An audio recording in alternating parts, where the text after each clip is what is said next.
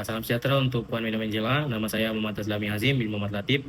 Nomor matriks 07 DKM 22F1017, kelas DKM 6B. Saya praktikal di Kuna Mill, Sawit Kinabalu. Saya praktikal sepanjang 20 minggu.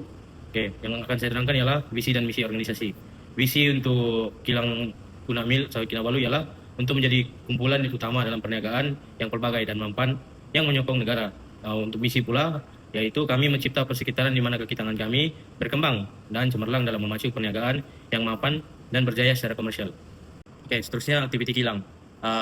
Aktiviti kilang kumpulan Sawit Kinabalu di Kuna secara umumnya merangkumi pemprosesan buah tandan segar atau dalam bahasa Inggrisnya FFB, Fresh Fruit Bunch.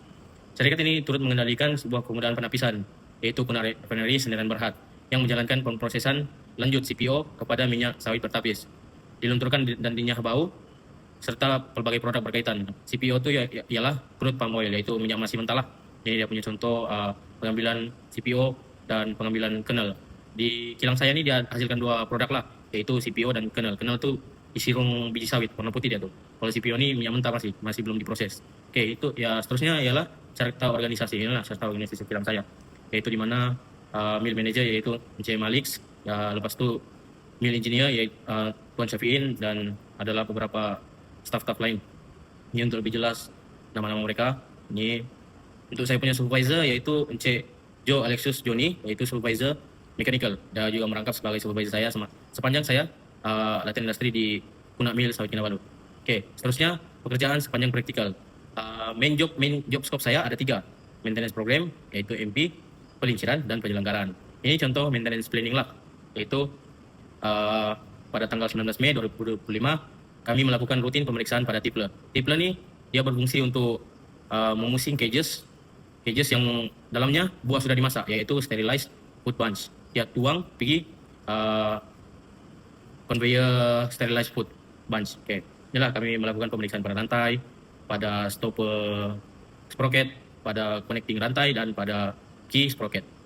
Lepas itu kami melakukan juga pelinciran, pemeriksaan secara menyeluruh lah, jika ada berlaku keretakan atau apa semua, segala macam lah keretakan pada mesin tipler. Seterusnya, pada tanggal 2 Mei 2025, kami melakukan pemeriksaan rutin pada empty food bunch, EFB, conveyor nomor 1 dan 2. Apa itu empty food bunch? Yaitu conveyor untuk tandan kosong, untuk dipisahkan lah, untuk diproses seterusnya. Itulah kami melakukan pemeriksaan pada scraper conveyor, memastikan semua nut ketat, tidak ada yang melanggar. Lepas itu memastikan melakukan pelinciran pada sprocket conveyor lah, atas dan bawah.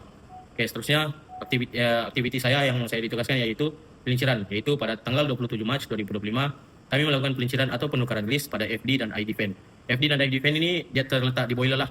Oke, ini sebelum selepas. Kenapa melakukan penukaran pelinciran? Untuk menjaga jangka hayat bearing lah supaya tahan lama. Kedua, running hour-nya sudah mencapai limit.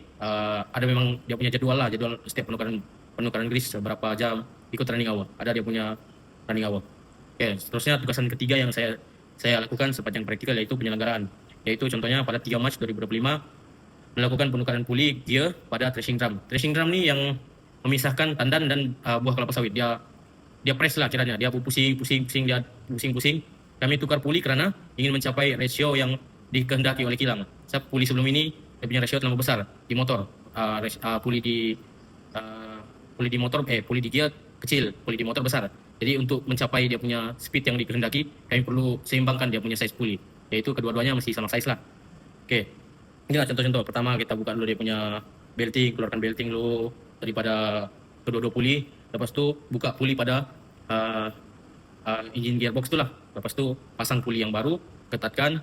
Lepas tu pasang kembali belting, lalu lakukan uji coba lah untuk memastikan puli berfungsi dengan baik. Ini contoh gambar puli lama lah yang kami tukar. Dia punya size tidak seimbang dengan puli motor. Oke, seterusnya penyelenggaraan pada tanggal 25 Februari 2025 melakukan penukaran mechanical seal pam sungai. Oke. Tujuan kami menukar mechanical seal adalah kerana pam sungai itu dia ada bunyi luar biasa lah, bunyi something wrong somewhere begitu. Lepas tu dia punya prosedur kerja, kami pertama buka dulu semua nut yang mengikat pam tu.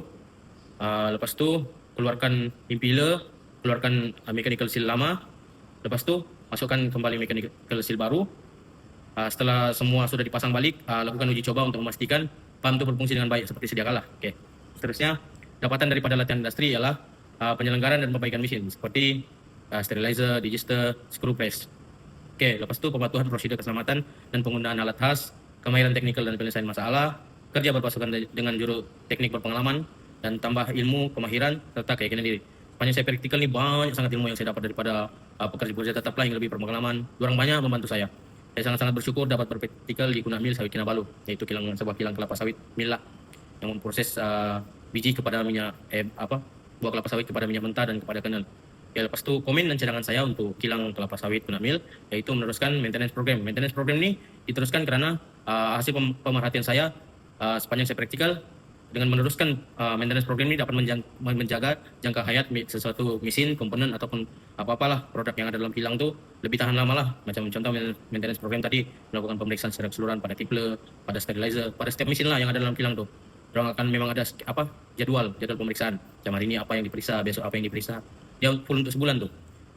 Impact daripada meneruskan maintenance program ini dapat mengurangkan kerusakan ataupun shutdown pada kilang, yaitu bawah daripada 5%. Kalau atas 5% kilang tu dia akan ada masalah lah. Dia akan berlaku kerugian. Lepas tu pemain seterusnya ialah penyediaan alat, bahan dan peralatan yang lengkap. Sebab ketika melakukan penyelenggaraan ataupun pemeriksaan kadang ada alat yang kurang bah, jadi terpaksa custom lah. Dan alat tu kurang efisien untuk melakukan tugasan tu dan prosedur dan kadang-kadang ada alatan tu yang kurang selamat lah.